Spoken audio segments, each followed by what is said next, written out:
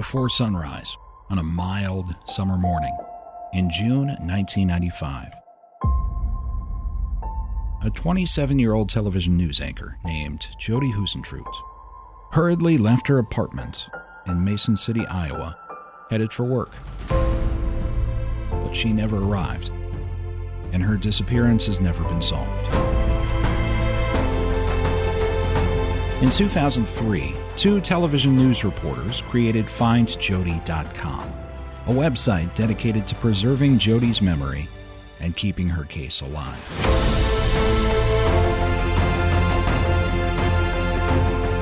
This is the official Find Jodi podcast.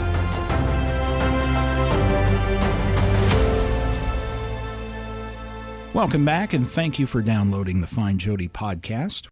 There's no shortage of theories as to what might have happened to TV news anchor Jodi Huisentruit on that morning in 1995 as she was leaving her apartment complex in Mason City, Iowa, on her way to work.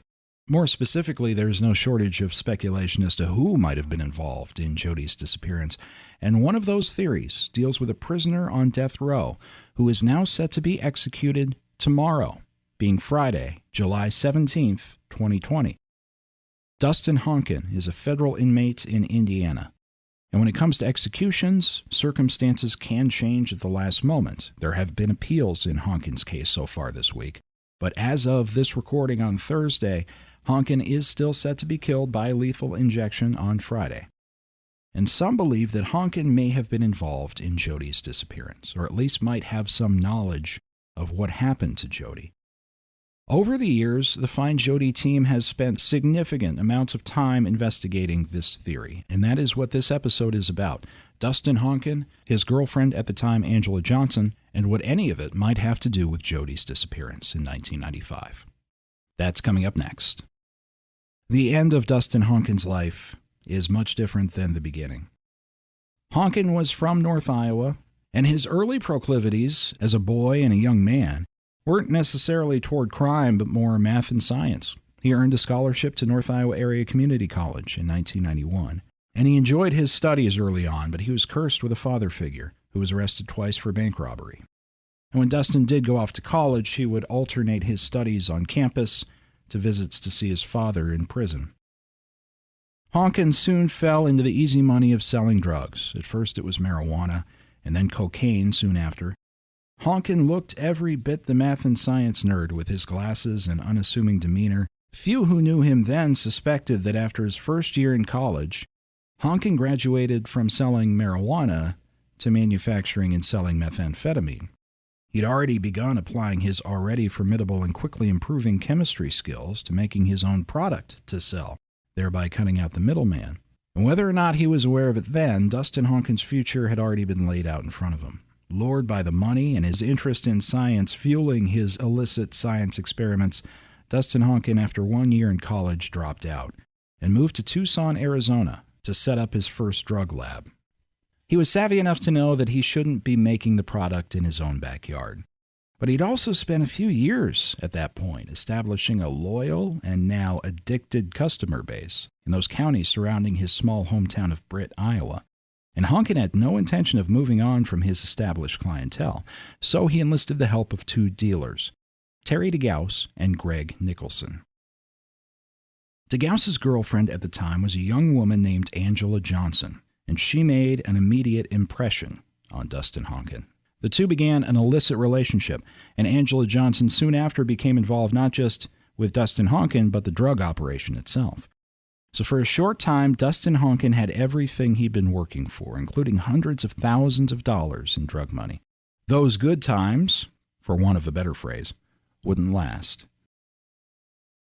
One of his principal dealers, Greg Nicholson, had cut a deal with the feds and had been wearing a wire without Honken's knowledge.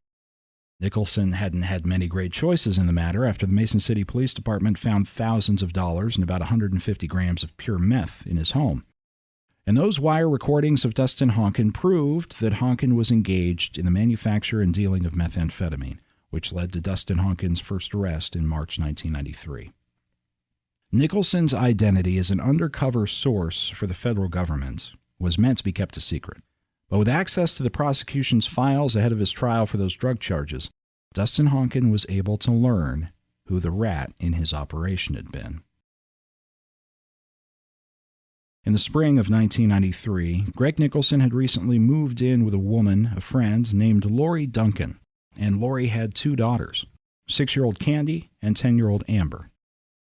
And Lowe Duncan was aware of Greg Nicholson's past, but she was by all accounts a very forgiving soul. And while she noticed that Nicholson had been acting erratic and paranoid, she could have no way of knowing that Nicholson was not only still using drugs, and not only still dealing them, but also that he'd recently been arrested and cut a deal with the federal government to be a cooperating witness. Lowe Duncan couldn't have any idea what a terribly dangerous man Greg Nicholson was to her and to her 2 children. A short time later, Greg Nicholson, along with Lowe, Candy, and Amber Duncan, disappeared from the home. All that was left behind was a note explaining that the 4 of them had to leave in a hurry and that they'd be in touch soon. But nobody ever saw them alive again. Greg Nicholson's disappearance had the desired effect for Dustin Honken. The drug charges from his arrest in '93 were dropped. The state had no choice after their only cooperating witness had vanished. But Honken was arrested again in 1996, and the following year he was convicted of a different drug charge and sentenced to 27 years in prison. But what had happened to Greg Nicholson? What had happened to Lowe Duncan and her 2 young daughters? That remained unanswered for years, until in 2000, Angela Johnson, who by this time was in jail herself, confided to a man in prison that she knew what happened to Greg Nicholson and what happened to the missing woman and girls from Mason City, none of whom had been seen for 7 years at that point. The story she told was chilling and tragic. In the summer of 1993, Angela Johnson says she knocked on the door of the Duncan home in Mason City, and Greg Nicholson answered. She kept him off guard for long enough for Dustin Honken to barge into the house after her. According to Angela Johnson, the 4 occupants of the home were bound and gagged, and then driven not far outside of Mason City to a wooded area where they were shot 2 at a time. First the adults, then the 2 children. And the body of Johnson's ex-boyfriend, Terry DeGauss, was also found nearby. Angela Johnson's version of the story has Honken pulling the trigger in all 5 murders. But for her role in the killings, she was sentenced to death. At the time, in 2005, she was the first woman in 50 years to receive a federal death sentence. But Johnson's death sentence was vacated by a judge in 2012, and in 2014 she was resentenced to life without parole. She serves that sentence at a women's prison in Waseca, Minnesota. But what does any of this have to do with the focus of this podcast? The 1995 disappearance of Jodi Huisentruit. What does Dustin Honken or Angela Johnson have to do with Jodi, if anything? For that, we bring in FindJodi Team member Caroline Lowe. Was this a big story that Jodi would have been reporting on at the time, where this family and then this man who was living at this house with a woman and 2 young girls, they went missing? Nothing happened for years. You would think this would be a big story at the time, locally. Looking back, I find it shocking that a mother, 2 young girls disappear, and that's not a big story. But I've talked to people who covered things back then. I talked with Jodi's news director recently, Doug Murbach. He said it wasn't even on their radar. They would not have been covering it. Jodi would not have been covering, because people did not know in 1995 that, in fact, other than the people involved in the murders, they did not know that this had happened in 1993, 2 years before Jodi disappeared. Their bodies weren't found for 7 years after they were murdered, 5 years after Jodi was abducted. So there's no way Jodi could have been aware, if no one else was aware of it back then. So the day before she disappeared, Jodi was at the Mason City Country Club at the golf event. She was there for quite some time. There is a long-standing rumor that Angela Johnson, Dustin Honken's girlfriend, was working at the country club that night. Obviously, that would be an interesting connection. So it is a fact that Angela Johnson worked at the Mason City Country Club, but you reached out to her when she was in federal prison 2 years ago. You reached out to her, and Angela Johnson tells you what? She told me that she was no longer working at the Mason City Country Club. She'd actually gone to work at the waterfront bar in Clear Lake, and she was not working there that night. So you also asked some other people, including her supervisor. Let's say she was mistaken and was still working there. Even if she were still working there, which she says she wasn't, she wouldn't have been working on a Monday night.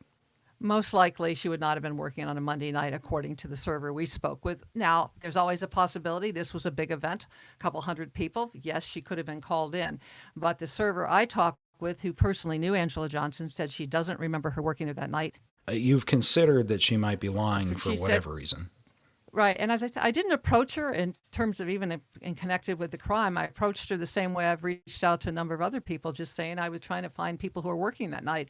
And I was surprised, one, to hear back from her so quickly, and that she said that she had not been working there that night. She'd actually she had not been working there anymore. She'd gone to work at the bar in Clear Lake. When it came to what you're asking for, which is any information or whether or not she was working that night as relates to Jodi disappearing the next day, she was eager.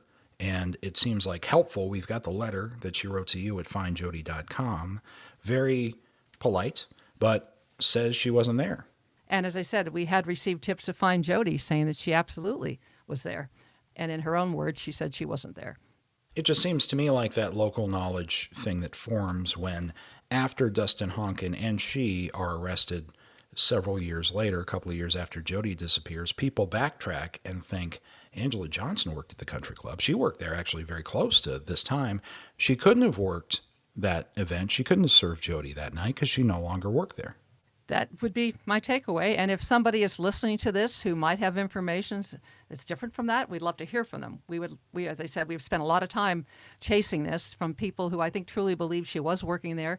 During the trial, I believe it came up, one of her former managers described her as a very good employee. This manager is also no longer alive, and that manager had left before June 26th, but we have not been able to confirm it. But I'm sure as this goes out, we will hear from people again who will be adamant that Angela Johnson was working that night, but no one's come forward that said, I was there with her, and I know she was there working. In fact, the opposite. The one person I did talk to says she doesn't believe she was working that night. The basis of the rumored connection between Dustin Honken and Jodi's disappearance is, as far as I've ever heard, Jodi knew something. How did Jodi know something? The simple jump would be she was, in the capacity of her job at the TV station, she'd uncovered something. She knew too much. You're in a unique position to be able to tell people the difference between a television reporter, a news anchor, and something along the lines of what you did for WCCO for decades, which is deeper, harder, investigative journalism. I do think it's a misconception, and maybe it's a distinction people don't make about Jodi. There are levels of depth of reporting on these kind of stories that exist in the industry, and you've also talked to her bosses at the time who say nothing of the sort could have been possible. Absolutely not. She was, for one thing, she was working an anchor shift, doing both the 6 a.m. and the noon shift. Doesn't leave much time to do much else other than what we call more the features of the day. The kind of reporting that I did, the longer form, the digging, that was not the kind of reporting Jodi did. And it's always possible. Now, I covered a gang case in Minneapolis many, many years ago where a young woman, Christine Kreitz, was murdered because she was mistakenly believed to be a snitch or an informant, if you will. So it's possible somebody could think that, but it's hard to imagine that being a reality, because talking to her news director, she was never digging on those kinds of things. Nothing pointed to Jodi doing that kind of story. It was not the kind of thing that she was doing at that point in her career. And I don't think she had aspirations to do that kind of reporting. She was more the Today Show, the warm and fuzzy host that liked doing people stories. Jodi was not one to be out doing stories on methamphetamine and drug labs and drug rings, that kind of thing. Nor did she want to. Her idols at the time, we can read in her journals, were the Kathy Lee Giffords, were the Today Show warm, fuzzy morning show anchors. She had no desire to go win a Peabody or, some journalistic award. She wanted to be that warm, comforting presence on the air, and that's what she was working on. She wasn't diving deep into the underbelly of Mason City drugs at the time. Never any indication of that, but that has not stopped, as you know, the rumors from going for years. And I think, again, going back to what the environment was, to think that you had somebody capable of murdering 5 people, including a mother and 2 young daughters in this town of 28,000, you have to take a look when you have someone that capable of that kind of violence and concealing the bodies for so many years. And here you have another person go missing, a high-profile one, if you will. I can see why you take a look. And especially if you knew that Angela Johnson, the accomplice, was working at the country club at some point. It just seems that take a look and the digging took on a life of its own. And I had seen nothing that's had any attribution that confirms that Jodi and Angela Johnson crossed paths the night before Jodi disappeared. So let's say with Dustin Honken, there is some behind-the-scenes work that's being done because he has information, as some people believe, about Jodi. Standard procedure in that situation would be whatever prosecutor would morally want to gain some sign-off from Jodi's family. Is there any indication that we know of at this point that any action related to Jodi's case has taken place behind the scenes with Dustin Honken's proceedings? No, not that we know of, and I just could go back to the Jacob Wetterling case in Minnesota when they had Danny Heinrich was arrested on pornography charges. There was a point as he was getting ready to go to trial that they believed he was involved in Jacob's disappearance, but they had no evidence.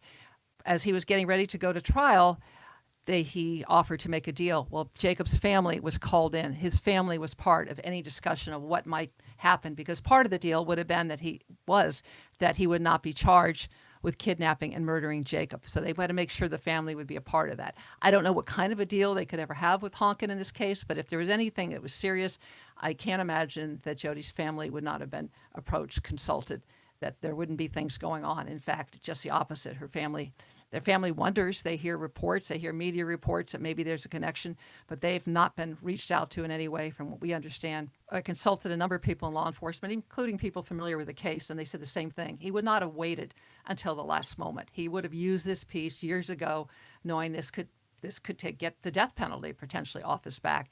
So what we have after all these years, I believe, is speculation, widespread speculation, but nothing that we know of that's confirmed that he had any information whatsoever about what happened to Jodi. There is no link that we have between the two at all. We're not locked into anything, but we spent a lot of time on this lead, and it's been covered a lot over this years. We had the letter. It's been a year and a half since the letter from Angela Johnson. It just seems at this time it felt relevant to at least say what she's saying. This is the only thing I've ever seen in writing where she has talked about Jodi. It's brief, but that's the only thing I've seen.